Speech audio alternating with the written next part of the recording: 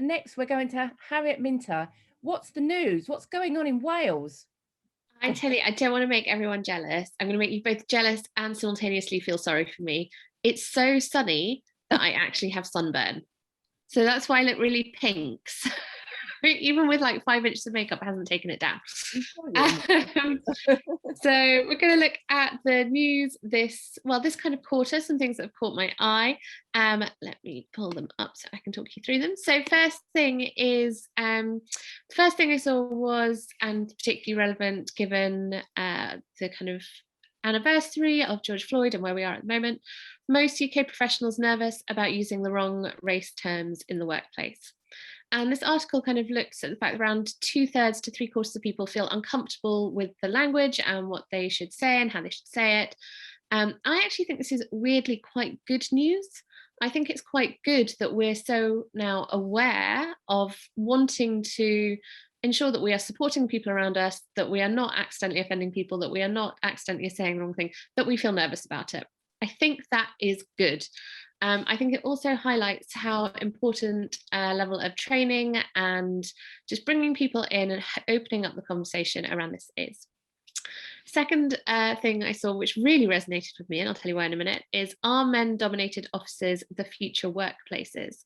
There is a real fear that as we move into hybrid working, what we're going to end up with is a two-tier system where we have people who are in the office and people who are at home.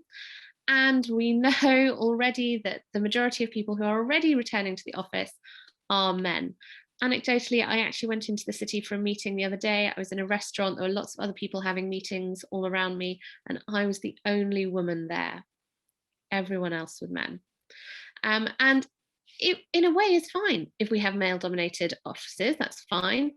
So long as you as an organization are really aware about how you are going to monitor promotion, payment, who gets the best jobs, who gets recognized, etc., etc. Because if it turns out that all the men are in the office and they are the ones in power, they are going to give each other the promotions, the pay rises, the best jobs, because that's what we do, not because we are intrinsically sexist, but simply because we like people who we spend the most time with, who are physically close to us.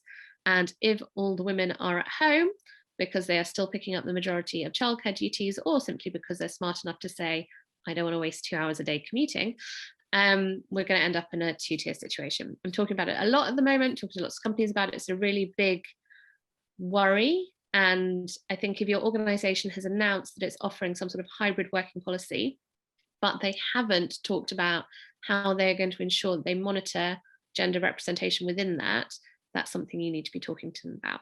And if you want to know how, please come and ask. Bank bosses want to return to the office. Underlings aren't so sure. For all of you who saw obviously the Goldman Sachs announcement and the kind of back and forth in the financial industry about what is happening, this is a very interesting piece which looks at really why it is that people more senior want a return to office culture more than people who are more junior. Now, this doesn't go against the trend which says generally younger office workers have found lockdown harder, less space, less support. However, they are more open to a concept of hybrid than people who are more senior. And it's essentially a really interesting psychological thing, which is that we like what we know.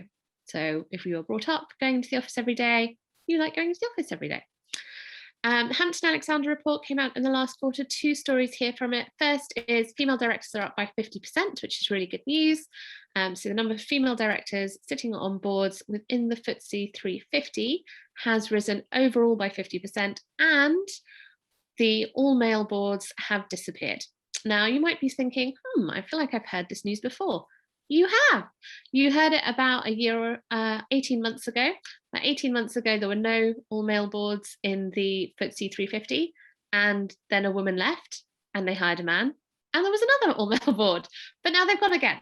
So we are back to no all-male boards, and hopefully we're not going to reverse again.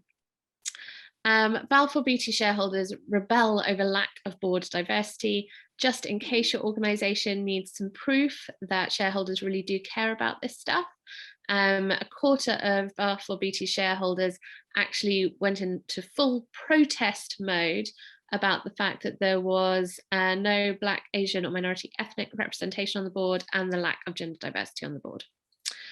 Pandemic-induced remote working hit women hardest. I was trying to think of a polite version of the Sherlock phrase. I can't.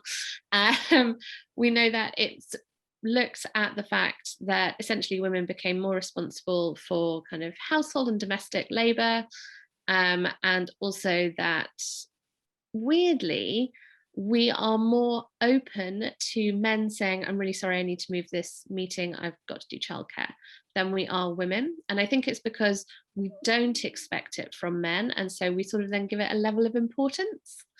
Whereas when women say it, we're kind of like, So just be aware again, just checking in on those instantaneous reactions going on within your teams, why they're happening, and any stereotypes or challenges that might need challenging within them. And then 2 articles at the end here, just kind of maybe for some personal reading. This was on The Guardian, Parent Trap, Why the Myth of the Perfect Mother Has to End. It went around all of my WhatsApp groups for all my friends who are mums, just saying it's the best thing they've read in forever. And it really talks about why actually until we get rid of the myth of the perfect mother, and that motherhood has to be the all-encompassing thing, we're not going to get gender diversity at work either. And then finally, how the pandemic is changing women's fashion.